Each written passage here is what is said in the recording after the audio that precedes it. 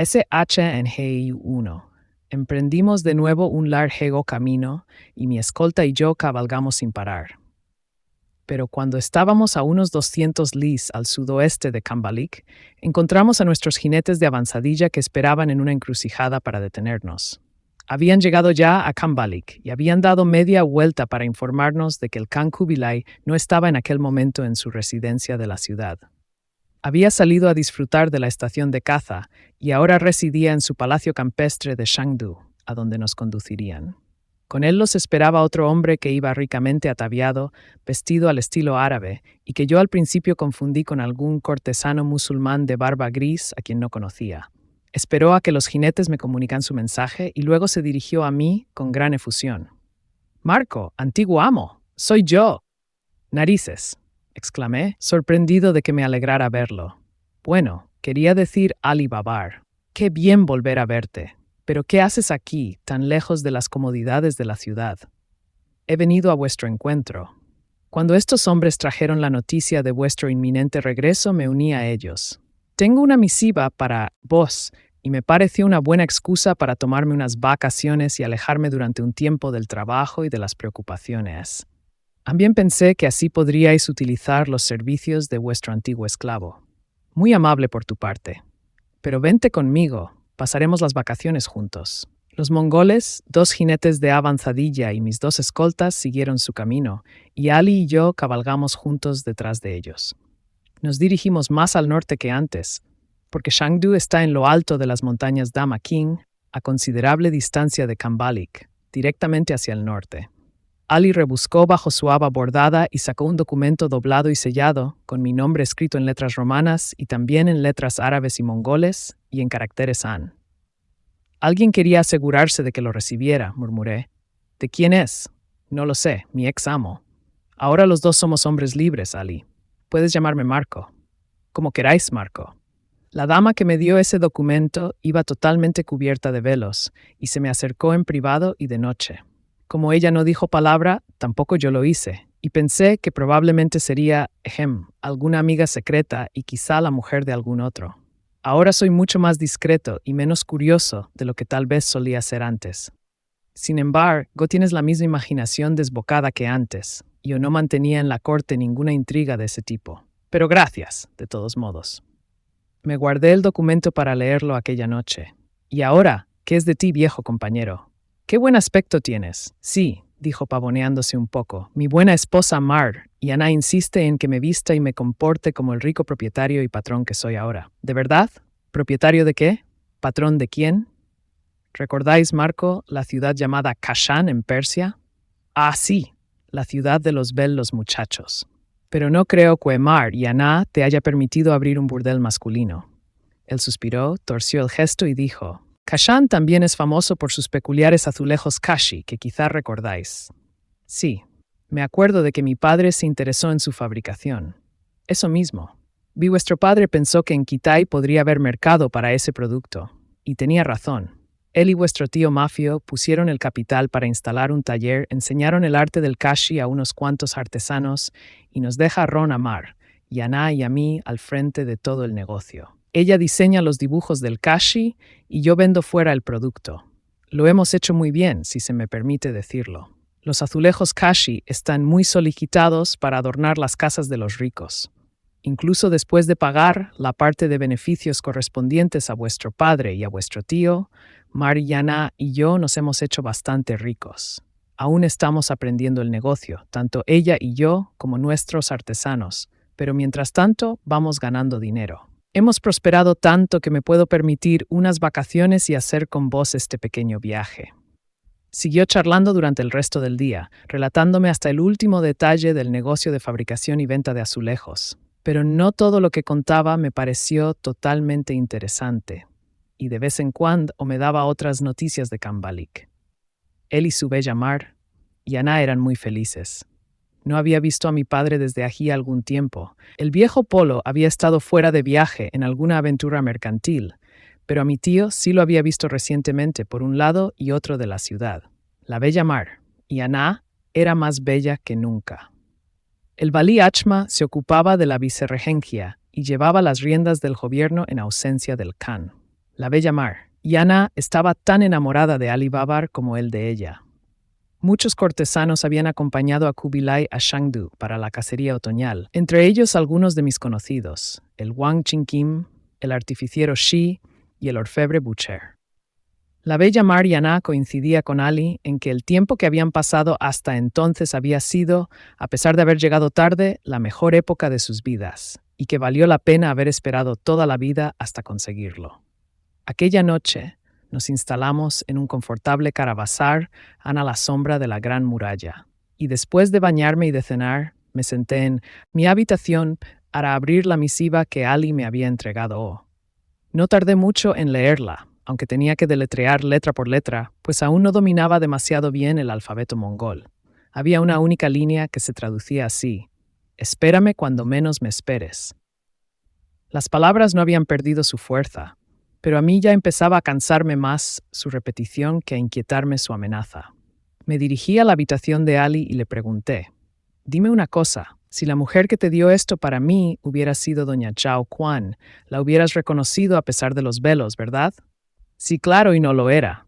Y eso me hace recordar que doña Sa Ao ha muerto. Se lo oí hace tan solo un par de días a un correo que hacía a caballo el camino de postas. Sucedió después de que yo dejara Cambalik. Fue un desafortunado accidente. Según dijo el correo, se cree que la dama salió de sus habitaciones persiguiendo a algún amante que la había ofendido, y al correr detrás de él, ya sabéis que tenía pies de loto, tropezó en la escalera y cayó de cabeza. Vaya, lo lamento, dije, aunque en realidad no era así. Uno menos en mi lista de susurrantes sospechosos. ¿Y qué hay de la carta, Ali? ¿Quizá te la entregó una dama muy alta? Estaba pensando en la extraordinaria hembra que había visto fugazmente en las habitaciones del vicerregente Ahmad. Ali meditó un momento y dijo: quizá era más alta que yo, pero hay mucha gente que lo es. No, yo no diría que fuese especialmente alta. Me dijiste que no te habló. Eso hace pensar que la hubieras podido reconocer por la voz, ¿no? Se encogió de hombros y respondió: ¿qué queréis que os diga? Como ella no habló, yo tampoco. ¿Trae malas noticias la carta, Marco? ¿O algún otro motivo de preocupación? Podría responder mejor si supiera de quién procede. Lo único que puedo deciros es que vuestros jinetes de avanzadilla llegaron a la ciudad hace varios días proclamando vuestra inminente llegada. Y espera un momento, ¿anunciaron algo más? Pues en realidad no. Cuando la gente les preguntó cómo iba la guerra en Nayunnan, no dijeron nada, solo que vos traíais el comunicado oficial. Pero sus aires triunfa les ya indicaban que llegaríais anunciando alguna victoria mongola. En todo caso, fue la noche de aquel día cuando la dama del velo me entregó esa misiva para vos. Por eso, cuando al día siguiente los dos jinetes volvieron a marcharse para salir a vuestro encuentro, yo, con la bendición de Mar y Aná, me fui con ellos. No pudo añadir nada más, y a mí realmente no se me ocurría qué hembra podía alimentar rencor contra mí, una vez muertas la dama Chao y las mellizas Buyanti y Biliktu. Si la mujer del velo había actuado como intermediaria de otra persona, no tenía ni idea de quién podía ser. Así que no hablé más del tema. Rompí la fastidiosa carta. Continuamos nuestro viaje y llegamos a Shangdu sin que nos sucediera nada terrible, ni esperado ni inesperado. Shangdu era solo uno de los 4 o 5 palacios secundarios que el Gran Khan mantenía fuera de Cambalik, pero el más suntuoso. En las montañas Damaching tenía a su disposición un extenso parque de caza, surtido con todo tipo de venados y equipado con expertos cazadores, guardabosques y ojeadores, que vivían allí durante todo el año en poblados de los alrededores del parque. En el centro de este se elevaba un palacio de mármol bastante grande, con los habituales comedores, salas de reunión, de juegos y los alojamientos de la corte, además de amplias habitaciones para un número cualquiera de miembros de la familia real, cortesanos y huéspedes, y para todos los numerosos sirvientes y esclavos necesarios, y para todos los músicos y saltimbanquis que llevaran consigo para animar las veladas. Cada habitación, incluido el más pequeño dormitorio, estaba decorado con pinturas murales realizadas por el maestro Shao y otros artistas de la corte, representando escenas de persecuciones, correrías y caza, todas ellas de maravillosa ejecución. En el exterior del palacio principal había grandes cuadras para los animales de montar y de carga, para elefantes, caballos y mulas. lugares especialmente acondicionados para los Gaby Lanes y halcones del Khan, y perreras para sus perros y leopardos. Cazadores. Todos estos edificios estaban tan bellamente construidos y adornados, y tan inmaculadamente limpios como el propio palacio. El Gran Khan tenía también en Chengdu una especie de palacio transportable. Era como un enorme pabellón yurtu, en realidad tan grande que no podía construirse de tela o fieltro. Estaba hecho principalmente de caña de yugan y de hojas de palma, y se sostenía sobre columnas de madera pintadas, doradas y talladas en forma de dragón, que se mantenían unidas mediante una ingeniosa red de cordones de seda. Y a pesar de su gran tamaño, podía desmontarse, transportarse y volverse a montar con tanta facilidad como un yurtu. Así que continuamente lo llevaban de un lado a otro, trasladándolo por el parque de Chengdu y por los campos adyacentes a los lugares que el Gran Khan y su comitiva elegían para cazar aquel día. Había un grupo de elefantes reservado para la tarea de transportar sus piezas. Kubilai siempre salía a cazar majestuosamente. Él y sus huéspedes partían del palacio de mármol formando un numeroso, colorido y radiante séquito. A veces el Khan cabalgaba uno de sus corceles dragón, los caballos blancos como la leche criados en Persia especialmente para él. A veces iba en una casita llamada hauda, meciéndose sobre los altos lomos de un elefante, y otras veces en un carro de 2 ruedas, lujosamente adornado, tirado por caballos o elefantes. Cuando iba montado a caballo, siempre llevaba uno de sus esbeltos leopardos cazadores, elegantemente ataviado, sobre las cruces del caballo, delante de su silla, y el animal desaparecía cada vez que alguna presa surgía en su camino. El leopardo echaba a correr tras de cualquier cosa que se moviese, y siempre devolvía obedientemente su caza a la cabalgata. Pero como solía destrozar mucho las presas, los cazadores las metían en una bolsa separada y después las despedazaban para alimentar a las aves en las jaulas de palacio. Cuando Kubilai salía de caza en su carro o en una handa, llevaba siempre 2 o más halcones, blancos como la leche, posados sobre el borde, y los soltaba cuando avistaba alguna presa menor, corriendo o volando. Detrás del carro del Gran Khan, de su corcel o de su elefante, iba la cabalgata de acompañantes. Todos los caballeros, damas y huéspedes distinguidos montados con un lujo apenas inferior al del propio Khan. Y, según la caza perseguida aquel día, todos llevaban halcones encapuchados sobre sus puños enguantados, o iban acompañados de criados que cargaban con sus lanzas y arcos, o que llevaban en traílla sus perros de caza. A la cabeza de la cabalgata tenían que ir los numerosos ojeadores que habían salido más temprano y que formaban 3 lados de un enorme cuadrado para comenzar a levantar la caza en el momento oportuno. Ciervos, nutrias, venados, jabalíes o lo que fuera, y empujarla hacia el 4.º lado del cuadrado, en dirección a los cazadores que se acercaban. Si la cabalgata de Kubilai atravesaba alguno de los poblados próximos al parque o pasaba junto a él, todas las mujeres y niños de las familias del lugar salían de las casas vitoreando. También mantenían fuegos de bienvenida siempre encendidos para arrojar a las llamas especias e incienso si el Khan llegaba por aquel camino, y perfumar así el aire por donde pasaba el Gran Khan. Al mediodía, la partida de caza se retiraba al palacio de Sugan, instalado siempre en un lugar cómodo, para comer, beber, escuchar música suave y echarse una siestecita antes de volver por la tarde al campo. Y cuando la caza del día terminaba, según lo cansados que estuvieran todos, o lo lejos que se hallaran del palacio principal, o bien regresaban hasta allí, o bien se quedaban a pasar la noche en el palacio de Sugan, en donde había numerosas habitaciones y confortables camas.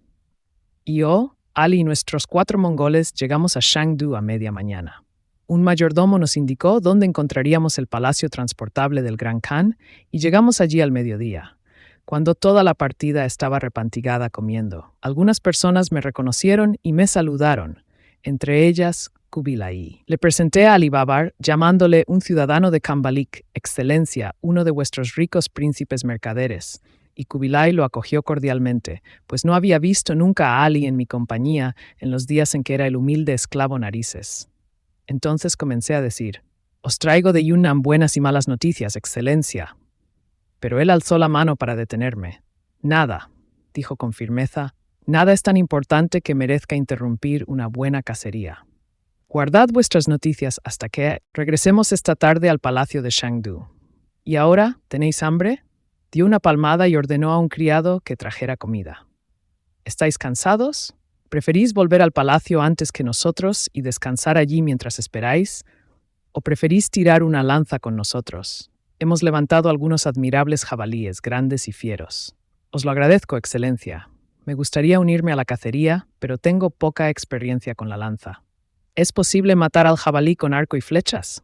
Cualquier cosa puede matarse con lo que sea, incluso con las manos desnudas, y quizá tengáis que utilizarlas también para rematar a un jabalí. Se dio la vuelta y gritó: «Uy, Mahawat, prepara un elefante para Marco Polo». Era la primera vez que yo montaba en elefante y fue de lo más agradable, mucho más que montar un camello y muy diferente de montar a caballo. La hauda estaba construida como una cesta, con tiras de shugan entretejidas. Llevaba un pequeño banco en el que me sentaba junto al guía. Tenía lados altos para protegernos del roce de las ramas y encima un dosel de tejado, pero estaba abierto por delante para que el Mahawat pudiera guiar al elefante azuzándolo con un palo y yo pudiera lanzar mis flechas. Al principio sentía un poco de vértigo por la gran altura que me separaba del suelo, pero enseguida me acostumbré. Y cuando el animal empezó a caminar por el parque, no me di cuenta inmediatamente de que andaba más deprisa que un caballo o un camello. E igualmente, cuando llegó el momento de cazar un veloz jabalí, tardé un rato en comprender que el elefante, a pesar de su enorme volumen, corría tan rápido como un caballo al galope. El Mahawat estaba muy orgulloso de sus importantes funciones y se jactaba de ellas, y esto me resultó muy instructivo. Solo las hembras del elefante, me dijo, se utilizaban como animales de trabajo. Los machos no se podían amaestrar fácilmente, y solo se conservaban unos cuantos en las manadas domésticas para acompañar a las hembras. Todos los elefantes llevaban grandes y toscos cencerros, objetos de madera tallada que sonaban con un ruido hueco y profundo en vez de metálico. El Mahawat me dijo que, si alguna vez oía una campana de toque metálico, era mejor que echara a correr, porque las campanas metálicas solo las colgaban en los elefantes que se habían portado mal y ya no eran de confianza. Dicho de otro modo, en los elefantes que más se parecían a las personas, generalmente hembras enloquecidas, como lo estaría cualquier madre humana por haber perdido a su cachorro, o un macho que se había vuelto gruñón, mezquino e irascible con la edad, como cualquier hombre viejo. Un elefante, dijo el Mahawat, era más inteligente que un perro, más obediente que un caballo y más hábil con su trompa y sus colmillos que un mono con sus patas, y se le podía enseñar a hacer muchas cosas útiles y divertidas. En los bosques madereros, 2 elefantes podían manejar una sierra para cortar un árbol y luego podían recogerlo y amontonar los gigantescos troncos o arrastrarlos hasta un camino forestal, bajo la supervisión de un único leñador humano que seleccionaba los troncos que se debían cortar. Como animal de carga, el elefante era incomparable a cualquier otro. Era capaz de llevar tanto peso como 3 poderosos bueyes y trasladarlo a una distancia de 30 o 40 lis en un día normal de trabajo o a más de 50 lis en caso de emergencia. Al elefante no le asustaba el agua, como le pasa al camello, porque es un buen nadador, mientras que el camello es incapaz de nadar. No sé si un elefante hubiera podido cruzar un camino tan precario como la Ruta del Pilar, pero en todo caso aquel animal nos llevaba con rapidez y seguridad a través de los diferentes terrenos de Damaquín. Mi elefanta no era sino una más de la cabalgata, la del Khan, y varias más iban delante mío, por eso mi Mahawat no tuvo que gullar demasiado. Pero cuando quería que la elefanta girara, no tenía más que tocar una u otra de aquellas orejas del tamaño de una puerta. Cuando pasábamos entre árboles, el animal, sin que se lo pidieran, utilizaba su trompa para apartar cualquier rama que estorbara, e incluso rompía las ramitas más flexibles para asegurarse de que al volver atrás no golpearían a los jinetes. A veces pasaba entre árboles que parecían estar demasiado próximos para permitir el paso, y lo hacía tan sinuosa y suavemente que ni siquiera arañaba las cinchas que sostenían nuestra hauda sobre sus hombros. Cuando llegábamos a la húmeda y arcillosa orilla de un pequeño riachuelo, la elefanta, casi tan juguetona como un niño, juntaba sus 4 patas que parecían troncos y se deslizaba por la pendiente hasta el borde del agua. En aquel lugar del río habían sido colocadas unas piedras para permitir el paso. Antes de aventurarse a pisar una de ellas, la elefanta probaba cuidadosamente si cada una resistía su peso y sondeaba con su trompa la profundidad del agua de alrededor. Luego, si parecía satisfecha, pasaba a una de las piedras y de aquella a la siguiente, sin dudar nunca, pero pisando con tanta delicadeza y precisión como un hombre gordo que hubiera bebido una copa de más. La característica desagradable del elefante es común a todas las criaturas, pero el tamaño de este animal la amplifica a un nivel prodigioso. Quiero decir que la elefanta que yo montaba pedeaba terriblemente y con gran frecuencia. Otros animales también lo hacen. Los camellos, los caballos, incluso los seres humanos, bien lo sabemos. Pero ningún otro creado por Dios lo hace de modo tan pestilente y estrepitoso como el elefante. Y eso producía una miasma nociva casi tan visible como audible. Y yo, con un heroico esfuerzo, fingía no darme cuenta de aquellas faltas de urbanidad. Pero de lo que me quejé débilmente fue de otra costumbre del animal. La elefanta echó hacia atrás su trompa varias veces por encima de su cabeza y me estornudó en la cara, con tanta fuerza que me sacudió del asiento, y con tanta humedad que pronto quedé totalmente empapado. Cuando expresé mi irritación por los estornudos, el Mahawat dijo arrogantemente: «Los elefantes no estornudan. La hembra simplemente está soplando para quitarse vuestro aroma de encima». «Jesús», murmuré yo, ¿le está molestando mi olor? Es solo porque sois un forastero y no está acostumbrada a vos. Cuando acabe conociéndoos, aceptará vuestro olor y moderará su comportamiento. Me alegra saberlo. Así que seguimos adelante, entretenidos, balanceándonos rítmicamente sobre la alta Haudat, y el Mahawat me contó otras cosas. Hacia el sur, en las junglas de Champa, dijo, de allí donde procedían los elefantes, había cosas tales como elefantes blancos. No blancos del todo, claro, como los caballos y los halcones del Gran Khan, que son blancos como la nieve, pero de un gris más pálido que el normal. Y como hay pocos ejemplares, igual que los albinos, entre las personas, se consideran sagrados y a menudo se utilizan como venganza contra un enemigo. ¿Sagrados e instrumentos de venganza?, repetí yo. No lo entiendo. Y me lo explicó. Cuando se cazaba a un elefante blanco, se debía regalarlo al rey del lugar, porque solo un rey podía permitirse mantenerlo. Ese elefante, por ser sagrado, no podía destinarse al trabajo, sino que había que mimarlo dándole un buen establo, personas que lo cuidaran con dedicación y una dieta principesca. Y su única función era la de marchar en las procesiones religiosas, ocasiones en las que había que engalanarlo con paños entretejidos de oro, cadenas enjolladas, chucherías y demás. Era un gasto costoso, incluso para un rey.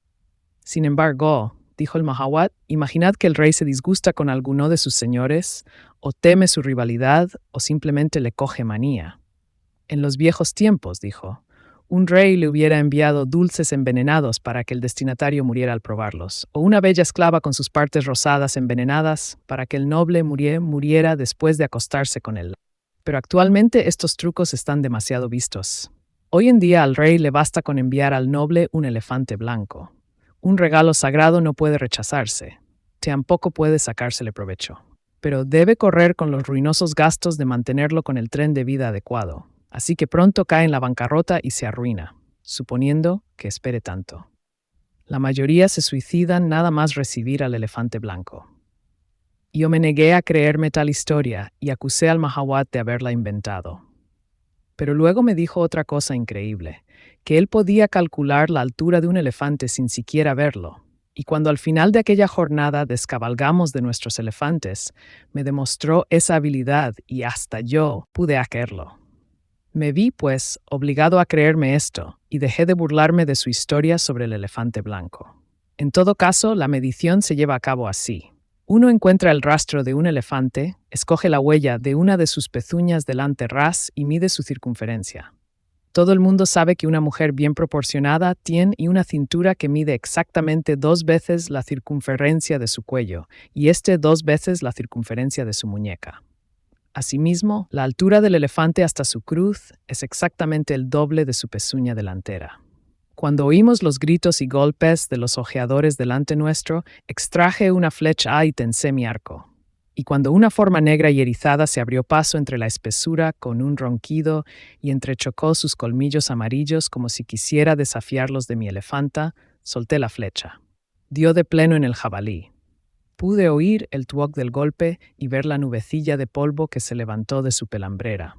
Creo que habría caído al suelo inmediatamente si hubiese escogido una de las flechas pesadas, de cabeza Ankh-A. Pero yo quería de entrada disparar desde lejos, y por ello había utilizado una flecha de cabeza estrecha y de largo alcance.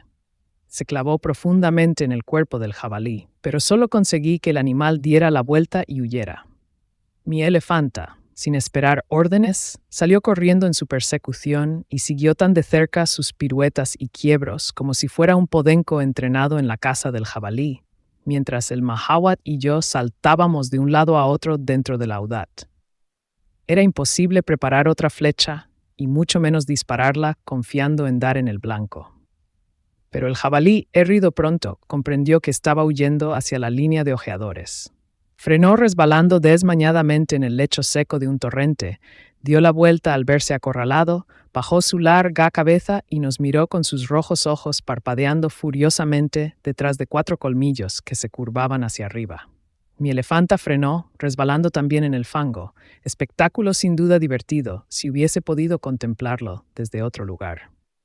Pero el Mahawat y yo nos precipitamos por la parte delantera y abierta de la Audat y caímos sobre la gran cabezota de la elefanta, y hubiésemos continuado en nuestra caída de no habernos agarrado el uno al otro y a las grandes orejas, del animal y a las correas que sujetaban la Audat y a cualquier otra cosa que encontramos.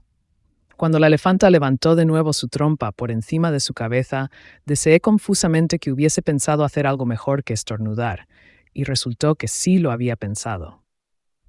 Dobló la trompa alrededor de mi cintura, me levantó por encima de su cabeza como si mi peso no fuera superior al de una hoja seca, me volteó en el aire y me depositó de pie. Entre ella y el jabalí, que roncaba furiosamente hundiendo las pezuñas en el suelo. Ignoro si la maliciosa intención de la elefanta era que yo, el foraster, o de nuevo olor, detuviera personalmente la carga del jabalí, o si la habían entrenado así para que el cazador pudiera disparar por segunda vez a su presa. Pero si pensaba haberme ayudado en algo, se equivocaba, porque me había depositado en el suelo sin arco ni flechas, que se habían quedado, o arriba, en la Audat. Estuve a punto de girarme para ver si los ojitos del animal entre la piel arrugada brillaban de malicia o tenían una solemne expresión de preocupación, pues los ojos de un elefante son tan expresivos como los de una mujer, pero no me atreví a dar la espalda al jabalí herido. Desde donde yo estaba parecía mayor que un cerdo criado en granja y de un salvajismo inexpresivamente mayor. Tenía su negro morro cerca del suelo. Tenía encima 4 malignos colmillos curvándose hacia arriba y hacia fuera. Tenía encima de ellos los ojos rojos e inflamados y las orejas peludas estremeciéndose. Y detrás de todo estaba el lomo poderoso y negro contrayéndose para dar el salto. Yo agarré mi cuchillo del cinto, lo saqué, lo proyecté hacia adelante y me tiré de cabeza contra el jabalí en el mismo momento en que éste cargaba contra mí. Si hubiese esperado un instante más, habría errado el movimiento. Caí encima del largo morro y de la gibosa espalda del jabalí, pero el animal no pudo levantar sus colmillos y clavarlos en mi ingle porque murió instantáneamente. Mi cuchillo penetró la piel y se hundió en la carne. Al clavarlo, apreté la empuñadura de modo que las 3 hojas se clavaron al mismo tiempo. El salto agónico del jabalí me arrastró un trecho. Luego sus patas se doblegaron y los dos caímos al suelo amontonados. Me puse en pie rápidamente, temiendo que el animal tuviera fuerza para una última convulsión. Cuando vi que permanecía inmóvil sangrando, arranqué mi cuchillo y luego la flecha y los limpié en las cerdas negras, que parecían púas. Al cerrar mi seguro cuchillo de resorte y envainarlo de nuevo, envié mentalmente una nueva acción de gracias a un lugar distante en el espacio y en el tiempo. Luego di la vuelta y dirigí una mirada no tan agradecida a la elefanta y al Mahawat. Él estaba sentado en las alturas mirando con temor y quizá con una cierta admiración, pero la elefanta se limitaba a balancearse suavemente sobre sus patas, mientras su ojo me miraba con una compostura satisfecha y femenina, como diciendo: «Claro, hiciste lo que yo esperaba». Sin duda, el mismo breve comentario que la princesa liberada dirigió a Sansorsi, cuando éste hubo matado al dragón. 2. Cuando hubimos regresado al palacio de Shangdu, Kubilai se me llevó de paseo por los jardines, mientras esperábamos que los cocineros prepararan una cena con los jabalíes. Mi trofeo y varios más cazados por otros participantes en la cacería, quienes habían acabado con ellos desde distancias más normales y seguras. La tarde se estaba desvaneciendo en el crepúsculo cuando el Gran Khan y yo nos detuvimos en un puente invertido para contemplar un lago artificial de un cierto tamaño. Una pequeña cascada alimentaba aquel lago y el puente estaba construido enfrente de ella, no pasando por encima, sino con la forma de una letra U. Las escaleras bajaban de una orilla y subían a la otra, y desde el centro del puente teníamos delante el pie espumante de la pequeña cascada. Admiré un rato el espectáculo y luego me di la vuelta para contemplar el lago, mientras Kubilai leía la carta de Lord Logbei, que yo le había entregado para que la leyera con la última luz del crepúsculo. Era una tarde de otoño, hermosa y tranquila. Había nubes rojas en lo alto del cielo, encima del lago, y a continuación quedaba un trozo de cielo despejado y azul como el hielo, entre las nubes y los negros perfiles de las copas de los árboles de la orilla lejana del lago, tan planos que parecían recortados en papel negro y pegados allí. El lago, liso como un espejo, reflejaba únicamente los negros árboles y el azul claro del cielo bajo, y solo lo rompió el paso de unos cuantos patos de adorno chapoteando por el centro. El surco que dejaron en el agua reflejó las nubes más altas de la puesta, y a cada pato seguía una estela larga y llameante que cortaba la superficie gélida y azul. O sea que Urui ha muerto, dijo Kubilai suspirando y doblando el papel. Pero hemos logrado una gran victoria y Yunnan encapitulará pronto. Ni el Khan ni yo podíamos saberlo, pero en aquel momento los Yi habían depuesto ya sus armas y otro mensajero cabalgaba al galope desde Yunnan-Fu para traernos la noticia. Bayan dice que tú, Marco, puedes darme más detalles. ¿Murió bien mi hijo? Le conté el cómo, el dónde y el cuándo de todo. La utilización de los Bo como un ejército sacrificable de pacotilla, la loable eficacia de las bolas de latón, la disminución de la batalla y su transformación en 2 escaramuzas finales, de hombre contra hombre, en una de las cuales yo había sobrevivido, mientras en la otra Ukurugi sucumbió, y concluí explicando la captura y ejecución del traidor Bao Neige. Hubiese querido enseñarle el sello Jin del ministro Bao, pero mientras hablaba me di cuenta de que lo había dejado en mis alforjas, que estaban en aquel momento en mi habitación de palacio. O sea que no lo mencioné, y como es lógico, el Gran Khan no me pidió pruebas. Luego dije, quizá algo tristemente, debo pedir disculpas, Excelencia, por no haber seguido los nobles preceptos de vuestro abuelo Chinguiz. Me marché inmediatamente de Yunnan, Excelencia, para traeros las noticias. Es decir, que no tuve oportunidad de violar a ninguna ceasta esposa o hija de Ji. Él sonrió y dijo, bueno, siento que tuvieras que renunciar a las bellas mujeres Ji, pero cuando hayamos conquistado el imperio Song, quizá tengas ocasión de viajar a la provincia de Fujian. Según se dice, las hembras del pueblo Min de Fujian son tan extraordinariamente bellas que los padres no envían a sus hijas fuera de casa ni para buscar agua o cortar leña, por miedo de que las secuestren los cazadores de esclavos o los buscadores de concubinas imperiales. En este caso, esperaré conocer a una chica Min. Mientras tanto, parece que tus proezas en otros aspectos de la guerra habrían llenado de satisfacción al Khan guerrero Chinguiz. Señaló con un gesto la carta. Bayan te atribuye gran parte de la victoria de Yunnan. Está claro que le impresionaste. Incluso me propone descaradamente consolarme de la pérdida de Ukurugi nombrándote hijo honorario mío. Esto me halaga, pero por favor, pensad que el Orlok escribió esto entusiasmado por la victoria. Estoy seguro de que no quiso faltar al respeto que os debe. Y tengo todavía abundancia de hijos, dijo el Khan, como recordándoselo a sí mismo, no a mí. Sobre mi hijo Chinkim puse hace tiempo el manto de príncipe heredero. Además, y tú, Marco, todavía no lo sabes, la joven esposa de Chinkim Kukachin ha dado a luz recientemente a un hijo, mi primer nieto, es decir, que queda asegurada la sucesión continua de nuestro linaje. Le han dado el nombre de Temur. Continuó hablando como si se hubiese olvidado de mi presencia. Ukurugi deseaba mucho convertirse en Wang de Yunnan, Lástima que haya muerto.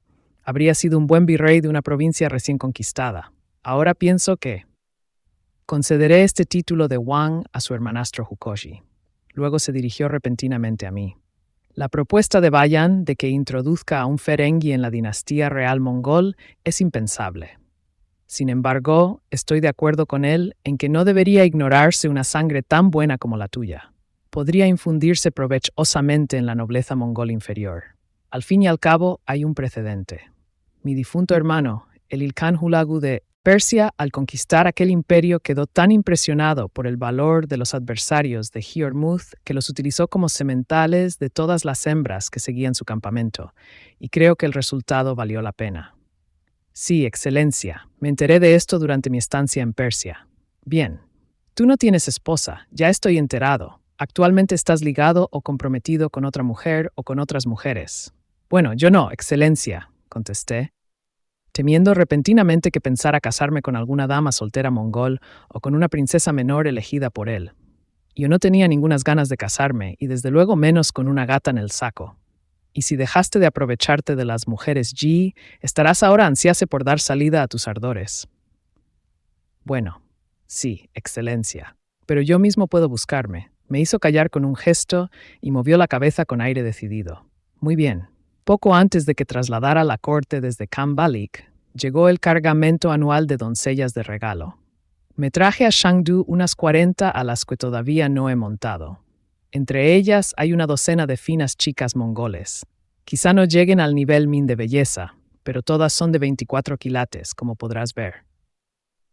Te las enviaré a tus habitaciones, una cada noche, con órdenes de que no utilicen semillas de helechos para que queden fácilmente preñadas. Haznos el favor, a mí y al Kanato mongol, de servirte de ellas. ¿Una docena, Excelencia?, pregunté con cierta incredulidad. No me vengas ahora con pegas. La última orden que te di fue que partieras para la guerra. La orden de ir a la cama y con una serie de vírgenes mongoles de primera calidad se ha de obedecer con más prontitud, ¿no es cierto? Desde luego, Excelencia. Que así sea, pues, y espero obtener una buena cosecha de sanos híbridos mongol Ferengi. Ahora, Marco, volvamos al palacio. Hay que informar a Chinkim de la muerte de su hermanastro, para que en su calidad de Wangdi Ekambalik pueda ordenar que la ciudad se adorne con colgaduras purpúreas de duelo. Y mientras tanto, el artificiero y el orfebre están muy impacientes por saber exactamente cómo utilizaste su invento de bolas de latón. Vamos. El comedor de palacio de Shangdu era una sala imponente, con rollos de pintura y trofeos de caza disecados colgando de las paredes, pero lo dominaba toda una escultura de fino jade verde. Era una pieza única y maciza de jade que debía de pesar 5 toneladas, y Dios sabe cuál era su valor en oro o en moneda volante. Estaba esculpida a semejanza de una montaña, muy parecida a una de las montañas que yo había ayudado a destruir en Yunnan. Yunnan, completa con precipicios, hendeduras, bosques de árboles y caminos abruptos y retorcidos como la ruta de los pilares, por los cuales subían cansinamente pequeñas esculturas de campesinos, porteadores y carros de caballos. La carne de jabalí era muy gustosa, y la comí sentado a la mesa alta con el Khan, el príncipe Chinkim, el orfebre Butcher y el artificiero Shi. Expresé a Chinkim mi pésame por el fallecimiento de su hermano y mi felicitación por el nacimiento de su hijo. Los otros 2 cortesanos se dedicaron altivamente a interrogarme a fondo sobre el buen funcionamiento de las bolas de Woyao, a alabarme profusamente y a alabarse ellos mismos por haber inventado algo tan importante. Un invento que todo el mundo imitaría y que persistiría a lo largo de las edades, cambiando el rostro de la guerra y haciendo famosos para siempre los nombres de Shi, de Polo y de Butcher. «No os avergüenza, maestro Shi», le reprendí. «Vos mismo dijisteis que el polvo de fuego fue inventado por algún desconocido Han». «Peu de chose», gritó Butcher. «No era más que un juguete hasta que un astuto veneciano, un judío renegado y un brillante joven francés descubrieron todo su potencial». «Gambei, exc», lamó el viejo Shi. «El Shaim», repitió mientras brindaba con un vasito de maotai que luego apuró de un sorbo. Butcher le emuló y yo tomé solo un pequeño sorbo del mío. Mis inmortales compañeros podían emborracharse si así les apetecía. Yo me reservaba, porque sin duda más tarde necesitaría estar en posesión de todas mis facultades. Unos músicos Uyghur tocaron durante la cena, por suerte no muy alto, y después nos entretuvieron unos juglares y unos funámbulos. Más tarde, una compañía interpretó una obra que, a pesar de sus elementos extraños, encontré familiar. Un narrador recitaba la historia pasando del sonsonete a los gemidos y a los gritos, y declamaba además las conversaciones correspondientes, mientras sus compañeros movían los hilos de las marionetas que representaban los distintos papeles. No entendí ni jota, pero lo encontré todo perfectamente comprensible, porque los personajes el marido viejo y traicionado, el médico cómico, el villano burlón, el sabio estúpido, la doncella abandonada, el héroe valiente y otros, se parecían enormemente a los de cualquier espectáculo veneciano de títeres. Nuestro aturdido Pantaleguán, el inepto médico Dr. B. Alanzón, el pillo Pulcinella, el estúpido abogado Dr. Danuya, la coqueta Colombina, el atrevido Trovatore, etc. Pero al parecer a Kubilai no le gustó mucho el espectáculo, porque dijo gruñendo a los de su lado: ¿por qué utilizar títeres para representar a personas? ¿Por qué no utilizar a personas para representar a personas? Y en años posteriores, obedientemente, todas las compañías hicieron exactamente esto. Prescindieron del narrador y de las marionetas y presentaron a actores humanos que hablaban y representaban su papel en la historia. La mayor parte de la corte estaba aún divirtiéndose ruidosamente cuando me retiré a mis habitaciones. Pero era evidente que Kubilai había dado instrucciones un rato antes, porque me había metido ya en la cama y no había apagado todavía la lámpara del lado de mi cama cuando oí un golpecito en mi puerta y entró una mujer joven llevando una especie de cajita blanca. Sain Bina Sain Nai, dije cortésmente, pero ella no me respondió. Y cuando le dio la luz de la lámpara, vi que no era mongol, sino Han o de una de las razas emparentadas. Evidentemente se trataba de una de las criadas que preparaban la llegada de su señora, porque vi enseguida que el objeto blanco era un simple incensario. Deseé que la señora fuera tan bella y exquisitamente delicada como la criada. Dejó el quemador de incienso cerca de mi cama. Era una caja de porcelana con tapa, en forma de joyero, realzada con dibujos intrincados en relieve. Luego tomó mi lámpara, sonriendo tímidamente para pedirme permiso, y cuando asentí con la cabeza, se sirvió de la llama de la lámpara para encender una varilla de incienso, levantó la tapa del incensario y puso cuidadosamente el incienso dentro. Observé que este era Zhangxihang púrpura, el incienso más fino, compuesto por hierbas aromáticas, almizcle y polvo de oro. Este incienso difunde por la habitación no un olor pesado, picante y cerrado, sino el aroma de los campos estivales. La criada se sentó en el suelo al lado de mi cama, dócil y silenciosa, esperando con los ojos discretamente bajados a que el fragante y tranquilizador perfume invadiera la habitación. Pero a mí no me calmó del todo. Me sentía casi tan nervioso como si fuera un novio de verdad. Traté, pues, de conversar un poquito con la doncella, pero o bien la habían enseñado a mostrarse imperturbable o desconocía por completo el mongol, porque ni siquiera levantó la mirada. Finalmente se oyó otro golpecito en la puerta y su dama entró orgullosamente. Me alegró comprobar que era bella, excepcionalmente bella para una mongol, aunque no tan delicada y fina y de rasgos de porcelana como su criada. «Buen encuentro, buena mujer», dije de nuevo en mongol. Y la recién llegada contestó con un murmullo. «Sain Bina, Sain Urkek». «Vamos, no me llames hermano», dije con una risa trémula. «Es el saludo normal. Bueno, por lo menos procura no tratarme como a un hermano». Continuamos charlando de modo muy ligero, sin duda, casi inane, mientras la doncella la ayudaba a desembarazarse de sus considerables galas nupciales. Yo me presenté y ella soltó una especie de catarata verbal contándome que se llamaba Setsen, que pertenecía a la tribu mongol llamada Kerait y que era cristiana nestoriana, pues todos los Keraits se habían convertido de golpe por obra de un antiguo obispo nestoriano itinerante, y ella no había salido nunca de su ignoto pueblo en las remotas regiones septentrionales de Te Anuteuba, un país de cazadores de pieles, hasta que la seleccionaron para el concubinato y la transportaron a un centro comercial llamado Urga, donde, para su sorpresa y alegría, el Wang provincial le había dado la calificación de 24 quilates y le había enviado hacia el sur, a Kambalik. Dijo también que nunca había visto a un Ferengi y que le excusará su descaro, pero el color pálido de mi cabello y de mi barba era natural o se había vuelto gris con la edad. Expliqué a Setzen que mi edad no era mucho mayor que la suya y que aún estaba muy lejos de la senilidad, como podía haber deducido ella misma por la excitación creciente que se apoderaba de mí mientras miraba cómo se desvestía. Le prometí darle más pruebas de mi vigor juvenil cuando la criada hubiese salido de la habitación. Sin embargo, la chica, después de depositar a su dama desnuda a mi lado, se sentó de nuevo en el suelo al lado de la cama, como si estuviese dispuesta a quedarse, y ni siquiera apagó la luz. O sea que la conversación que mantuvimos después Setzen y yo fue peor que inane. Fue ridícula. «Ya puedes despedir a tu criada», le dije. «La Longja no es una criada. Es una esclava», respondió ella. «Lo que sea. Ya puedes despedirla. Tiene orden de atender a mi Kingdu Chukai, a mi desfloración. Y o anulo la orden». «No podéis, señor Marco. Es mi ayudante». «Igual me da Setzen, aunque fuera tu obispo nestoriano. Prefiero que ayude desde fuera». «No puedo enviarla fuera, ni vos tampoco. Está aquí por orden del alcahuete de la corte y de la dama matrona de las concubinas. Y o estoy por encima de matronás y alcahuetes.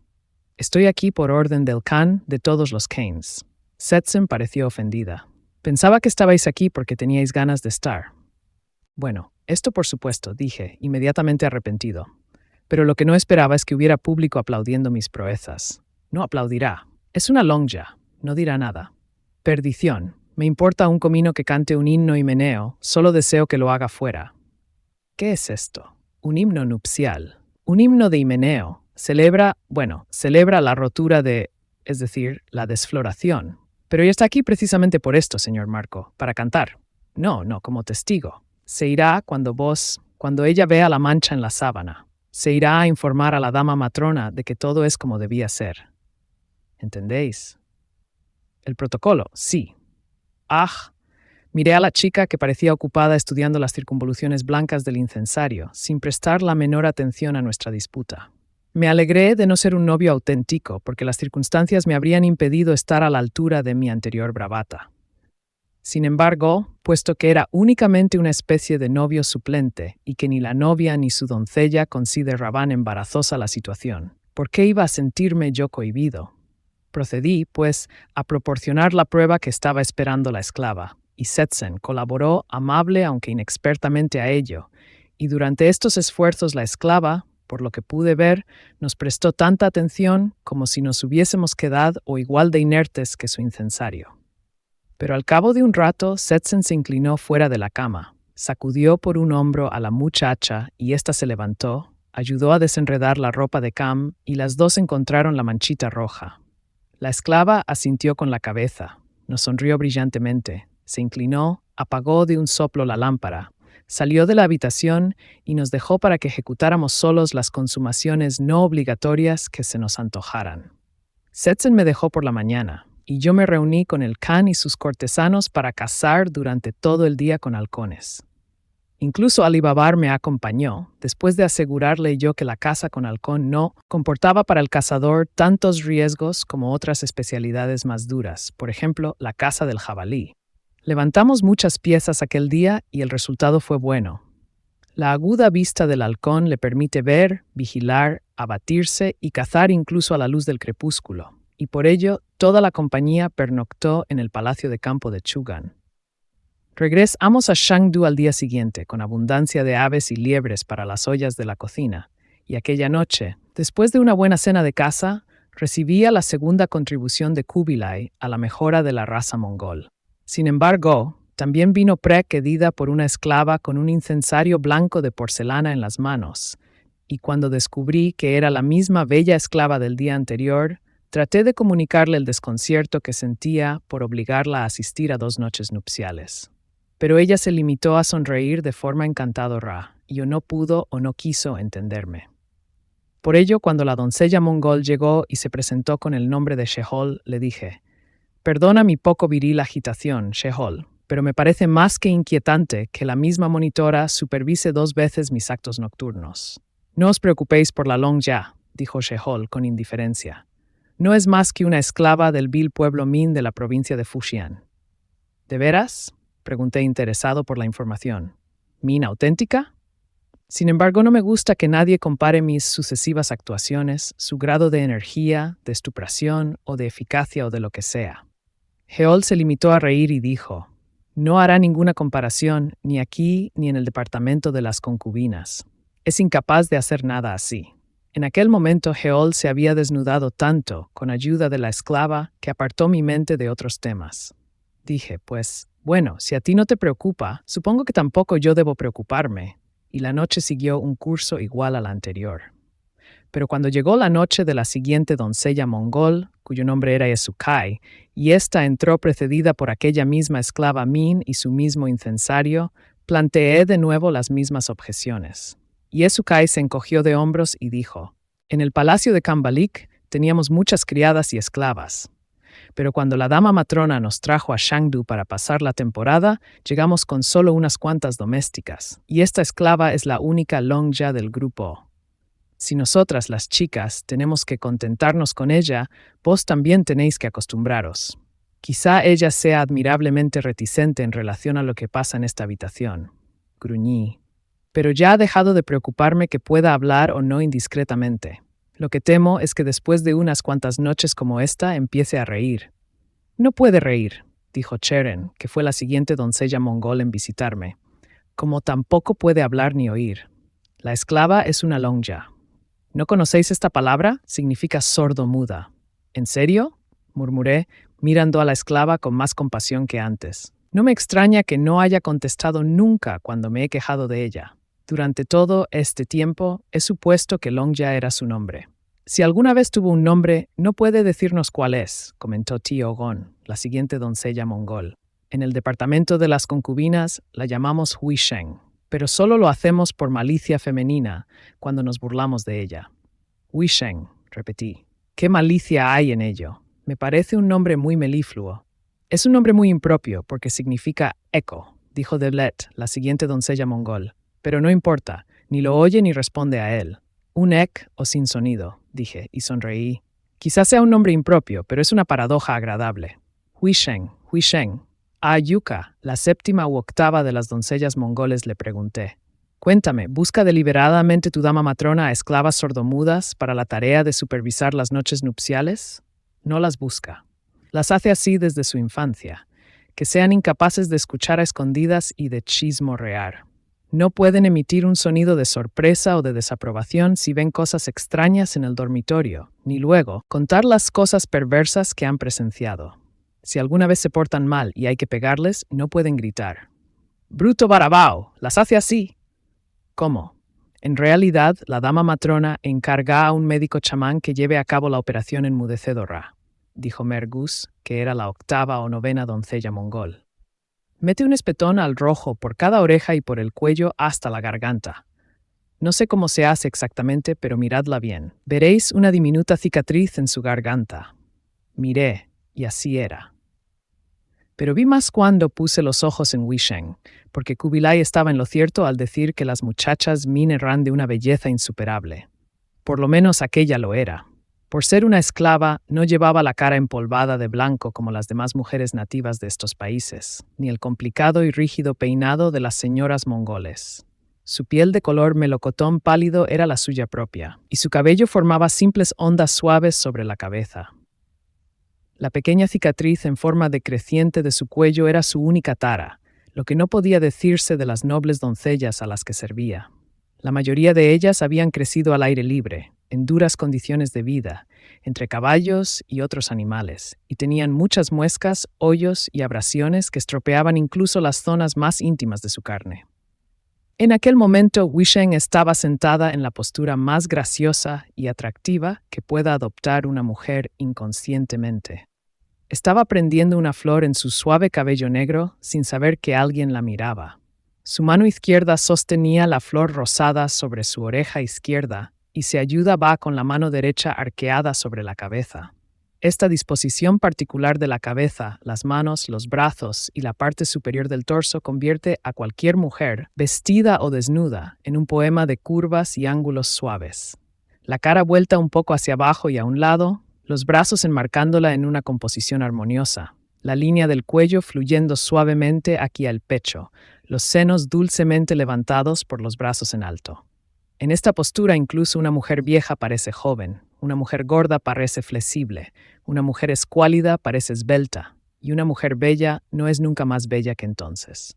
Noté también que Wusheng tenía delante de cada oreja una pelusa negra muy fina, que le crecía hasta la línea de la mandíbula, y otra pelusa plumosa que crecía bajando por la nuca hasta el cuello del vestido.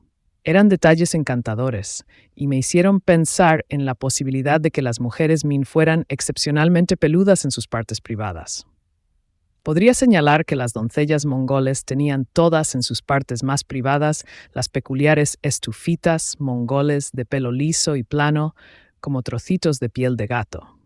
Pero si me he mostrado desacostumbradamente reticente sobre sus encantos o sobre las noches que pasé retozando con ellas, no se debe a un ataque repentino de modez o de reserva por parte mía.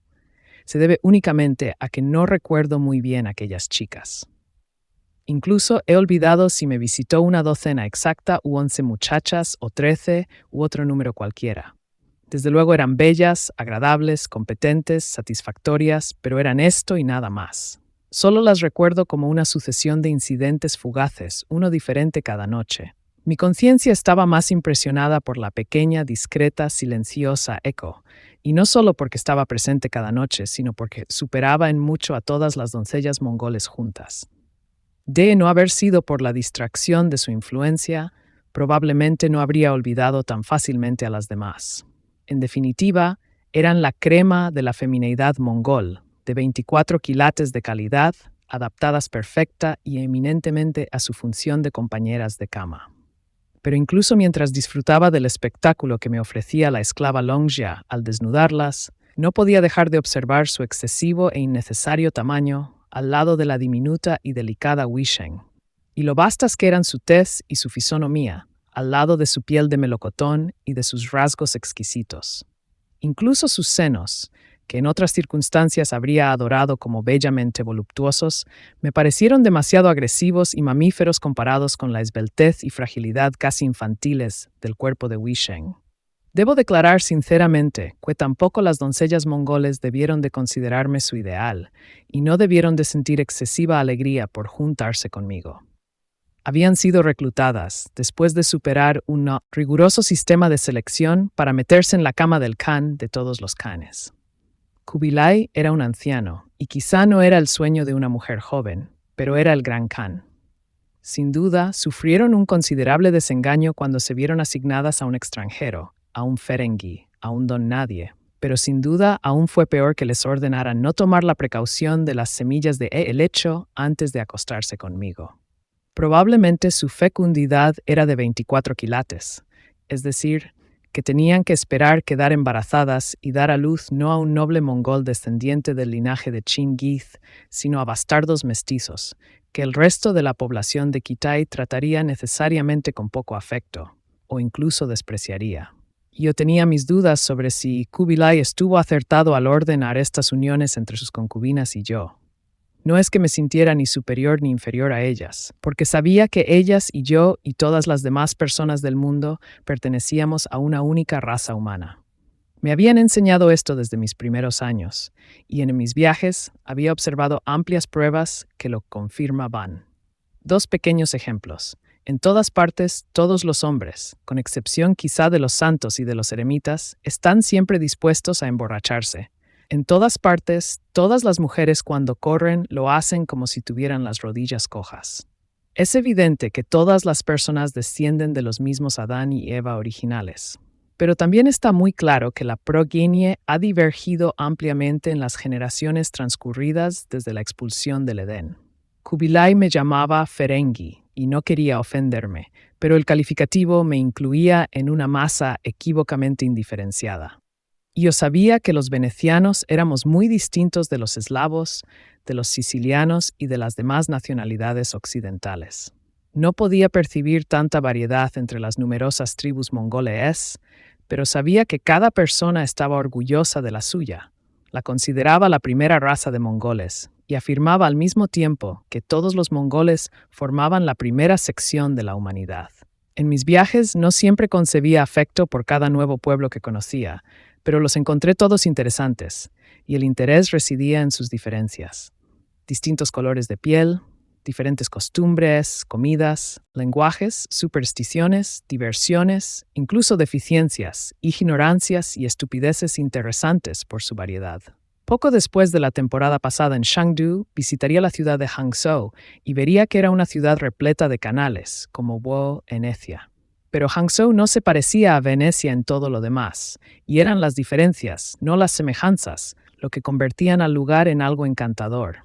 También Venecia continúa siendo encantadora y querida por mí, pero dejaría de serlo si no fuera algo único. En mi opinión, un mundo lleno de ciudades, lugares y paisajes iguales sería insoportablemente aburrido, y pienso lo mismo en relación a los pueblos del mundo. Si todos ellos, blancos, de color melocotón, marrones, negros o de cualquier otro color, se mezclaran dando un tono indiferenciado, todas las demás diferencias tajantes y duras se difuminarían y desaparecerían. Se puede caminar sin temor por un desierto de arena tostada, porque no hay fisuras ni abismos, pero también carece de cimas elevadas que valga la pena contemplar. Comprendí que mi contribución a la fusión de las líneas de sangre Ferengi y mongol sería despreciable. Además, me oponía a que pueblos tan distintos se fundieran deliberadamente siguiendo órdenes y no por un encuentro casual, y perdieran así un grado de variedad y por lo tanto de interés. Primero me sentí atraído por Wei Sheng, debido en parte a sus diferencias con las demás mujeres que había conocido hasta entonces. Ver a aquella esclava Min entre sus amas mongoles era como ver una ramita de flores de melocotón, rosadas y marfileña, en un jarrón de crisantemos peludos y punzantes, de color de bronce y de cobre. Sin embargo, Wei Sheng no solo era bella comparándola con quienes lo eran menos, era atractiva por sí, como lo es una flor de melocotón, y habría destacado en un huerto entero de melocotones floridos formados por sus bellas hermanas Min. Había motivos para ello. Wei Sheng vivía en un mundo perpetuamente silencioso, y sus ojos estaban llenos de sueños incluso cuando estaba bien despierta. Sin embargo, la privación del habla y del oído no era un obstáculo total, ni algo que los demás notaran mucho. Yo mismo, antes de que me lo contaran, no había notado que fuera sordomuda, porque ella había desarrollado una viveza en sus expresiones faciales y un vocabulario de pequeños gestos que le permitían comunicar sus pensamientos y sentimientos sin ningún sonido, pero de modo inequívoco. Con el tiempo aprendí a leer con un vistazo todos los movimientos infinitesimales de sus ojos color de kawa, de sus labios rojos como el vino, de sus cejas de pluma, de sus hoyuelos centelleantes, de sus manos de sauce y de sus dedos de fronda. Pero esto fue más tarde. Me había sentido cautivado por Wei Sheng en las peores circunstancias posibles, mientras ella veía que me divertía de forma desvergonzada con su docena aproximadamente de amas mongoles. O sea, que no me atrevía a iniciar ningún tipo de cortejo con ella, porque corría el riesgo de que me rechazara burlonamente. Tenía que dejar pasar algún tiempo y esperar que se difuminara el recuerdo de aquellas circunstancias. Decidí, por lo tanto, esperar un intervalo prudente de tiempo antes de iniciar cualquier sondeo. Mientras tanto, procuraría distanciarla algo de aquellas concubinas sin separarla mucho de mí. Para conseguirlo, necesitaba la ayuda del propio Gran Khan. Cuando estuve seguro de que no quedaba ninguna doncella mongol por servir, y cuando supe que Kubilai estaba de buen humor, pues acababa de llegar un mensajero anunciándole que He-Yunnen era suyo y que Bayan estaba avanzando hacia el corazón de Imperio Song, le pedí audiencia y él me recibió cordialmente. Le comuniqué que había cumplido mi servicio con las doncellas y le agradecí que me hubiera proporcionado la oportunidad de dejar un rastro mío en la posteridad de Kitai. Luego añadí, creo, Excelencia, que después de haber disfrutado de esta orgía de placeres sin freno, podría mantenerme firme como una roca en mi carrera de soltero. O sea, creo que he alcanzado una edad y una madurez en la que debería dejar de despilfarrar pródigamente mis ardores, dejar la persecución de la potra, como lo llamamos en Venecia, o la metida del cucharón, como decís por aquí. Creo que me convendría buscar una conyugalidad más estable, quizá con una concubina especialmente favorecida, y pido vuestro permiso, Excelencia, para... «Uy», exclamó con una sonrisa de satisfacción. «¿Os cautivó una de esas damiselas de 24 quilates?» «Oh, Todas me cautivaron. Excelencia, no hay que decirlo. Sin embargo, quisiera guardar para mí a la esclava que las servía. Se recostó en su asiento y dijo gruñendo con bastante menos satisfacción. Es una chica mini-ha, gritó, volviendo a sonreír con placer.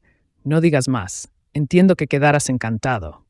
Y quisiera pediros permiso, Excelencia, para comprar la libertad de esa esclava porque está al servicio de vuestra dama matrona de concubinas. Su nombre es Huisheng. Hizo un gesto con la mano y dijo, te entregaré su título de propiedad cuando regresemos a Ka-Ambalik. Luego será tu criada, o esclava, o consorte, lo que tú y ella decidáis. Es el regalo que te hago por la ayuda que me prestaste para adquirir Mansi.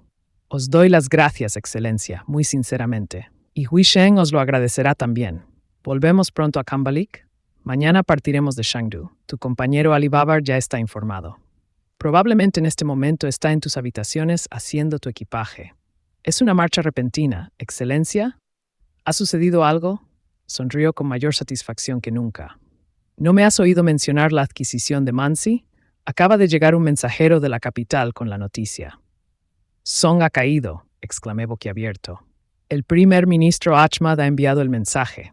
Una compañía de heraldos ha cabalgado hasta Kambalik para anunciar la inminente llegada de la emperadora viuda de los Song, Shichi.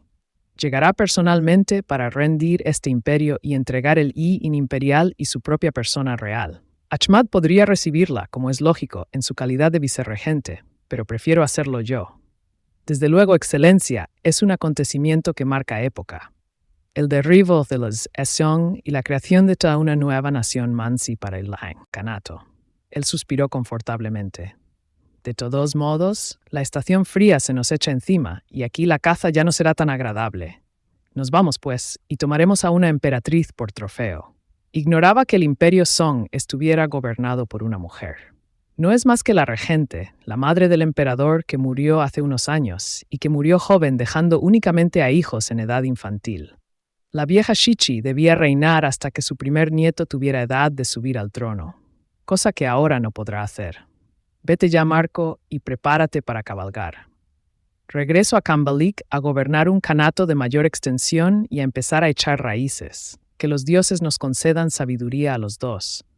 Corrí hasta mi habitación y entré gritando. Tengo noticias importantes. Alibaba me había ayudado a recoger los objetos de viaje que había llevado conmigo a Shangdu y unas cuantas cosas que había adquirido durante mi estancia allí. Por ejemplo, los colmillos de mi primer jabalí para guardarlos de recuerdo y lo estaba metiendo todo en las alforjas. Ya nos hemos enterado, dijo sin mucho entusiasmo. El kanato es mayor y más extenso que nunca. Tengo noticias más extraordinarias. Acabo de conocer a la mujer de mi vida. Dejadme pensar quién pueda ser. Últimamente ha desfilado una auténtica procesión por vuestra habitación. No te lo puedes imaginar, exclamé alegremente y empecé a alabar las gracias de Huisheng. Pero luego me contuve porque Ali no participaba de mi alegría. Pareces extrañamente triste, viejo compañero. ¿Te ha ocurrido algo malo? El jinete de Kambalik trajo otras noticias, no tan alegres, dijo con un hilo de voz. Le miré con mayor atención. Si hubiese tenido una barbilla debajo de aquella barba gris, le hubiera temblado. ¿Qué otras noticias? El mensajero dijo que al salir de la ciudad le detuvo uno de mis artesanos de Kashi y le pidió que me informara de que Mariana había desaparecido. ¿Qué? ¿Tu buena esposa Mariana? ¿Desaparecida? Como no tengo ni idea. El hombre del taller dijo que hace un tiempo, hace ahora un mes o más, 2 guardias de palacio llegaron al taller de Kashi. Mariana habló con ellos y desde entonces no se la ha visto ni oído nada de ella. A consecuencia de esto, los obreros están algo confusos e inquietos. Mi hombre solo le dijo esto al mensajero. ¿Guardias de palacio? Entonces debió de tratarse de algún asunto oficial. Iré de nuevo a ver a Kubilai y le preguntaré. Kubilai dice que no sabe nada de este asunto. Como es lógico, fui yo primero a preguntar. Fue entonces cuando me ordenó que hiciera tu equipaje. Y puesto que salimos inmediatamente para Kambalik, no he puesto el grito en el cielo. Supongo que cuando lleguemos allí nos enteraremos de lo sucedido. Es todo muy raro, murmuré. No dije más. O en mi mente apareció de modo repentino y sin que yo lo pidiera el mensaje que Ali había traído. Espérame cuando menos me esperes. No se lo había enseñado a Ali ni le había explicado su contenido. No había considerado necesario preocuparle con mis problemas o con algo que creía que solo me afectaba a mí, es decir, que había roto la misiva y la había tirado. Ahora hubiese preferido no haberlo hecho. Como ya he dicho, me costaba bastante descifrar la escritura mongol. ¿Podía haberme equivocado al leerla? Quizá decía en esta ocasión algo ligeramente distinto. Por ejemplo, «Espérame donde menos me esperes». Habían utilizado como intermediario a Ali Babar no solo para amenazarme y alarmarme de nuevo, sino también para sacarlo a él de la ciudad mientras hacían algún trabajo sucio. La persona que me deseaba mal debía de saber que cuando yo estaba ausente de la ciudad, solo era vulnerable a través de los demás, de las pocas personas que quedaban allí y que me eran queridas. En realidad, solo 3 personas. Mi padre y mi tío eran 2 de ellas. Pero se trataba de hombres, adultos y fuertes, y si alguien les hacía daño, tendría que responder ante un gran Khan en cola rizado. Sin embargo, la tercera persona era la buena, bella y dulce Mariana, pero era solo una débil mujer y una insignificante ex-esclava, apreciada únicamente por mí y por mi anterior esclavo. Recordé con dolor las palabras de ella. Me quedó mi vida, pero no mucho más. Y lo que dijo luego tristemente, si Ali Babar puede amar lo que queda de mí. Había secuestrado a esta mujer sin tacha mi enemigo desconocido, el ser oculto o al acecho que murmuraba amenazas, y lo había hecho sin otro motivo que por hacerme daño. En caso afirmativo, el enemigo era alguien vil y repugnante, pero había escogido inteligentemente a la víctima sustituida. Yo había ayudado a rescatar a la caída princesa Mar, llena de una vida de abusos y degradación, y la había ayudado a alcanzar por fin un puerto seguro y feliz. Recordé que ella había dicho, los 20 años pasados podían no haber existido o nunca. Si ahora por mi culpa tenía que sufrir otro tipo de males, el golpe sería para mí duro. Bueno, lo sabríamos al llegar a Kambalik, y sentía una intensa aprensión. Para poder encontrar a la desaparecida Mar y Ana, debíamos primero encontrar a la mujer del velo que le había entregado a Ali la misiva para mí. Pero de momento no le dije nada sobre el tema. Ya estaba él bastante preocupado. También dejé de alabar a mi recién descubierta Wei Sheng para respetar la preocupación que le embargaba por su propia amante, perdida antes durante tanto tiempo y ahora de nuevo. «Marco, ¿no podríamos cabalgar adelantándonos a este lento cortejo?», me preguntó ansiosamente cuando nosotros y toda la corte de Shangdu se encontraba en camino desde hacía ya 2 o 3 días. Tú y yo podríamos llegar a Kambalik mucho antes si pudiésemos espolear a nuestros caballos. Desde luego tenía razón. El gran Khan viajaba con mucha ceremonia y sin ninguna prisa, manteniendo todo el séquito a un ritmo majestuoso de marcha. No le hubiese parecido digno viajar de otro modo, sobre todo considerando que se trataba de una especie de procesión triunfal. Todo su pueblo en ciudades y aldeas a lo largo del recorrido, informado de la feliz conclusión de la guerra contra los Song, estaba ansioso por concentrarse al margen del camino para vitorearlo, aclamarlo y echarle flores cuando pasara. Kubilai iba en un vehículo majestuoso, una especie de trono con dosel adornado con joyas y dorados, tirado por 4 inmensos elefantes también muy enjaezados. Seguían al carruaje de Kubilai otros vehículos que llevaban a varias esposas suyas y a muchas más mujeres que le pertenecían, entre ellas a las doncellas que me había prestado, criadas, esclavas, etc. Dispuestos de modo variado delante, detrás y al lado de los carruajes, el príncipe Chinkim y todos los demás cortesanos cabalgaban sobre caballos lujosamente enjaezados. Detrás de los carruajes iban los carros cargados de equipajes, equipos y armas de caza, trofeos de la temporada y provisiones de viaje como vinos, kumis y carnes. Un carro estaba ocupado por una banda de músicos y sus instrumentos que tocaban para nosotros en las etapas nocturnas.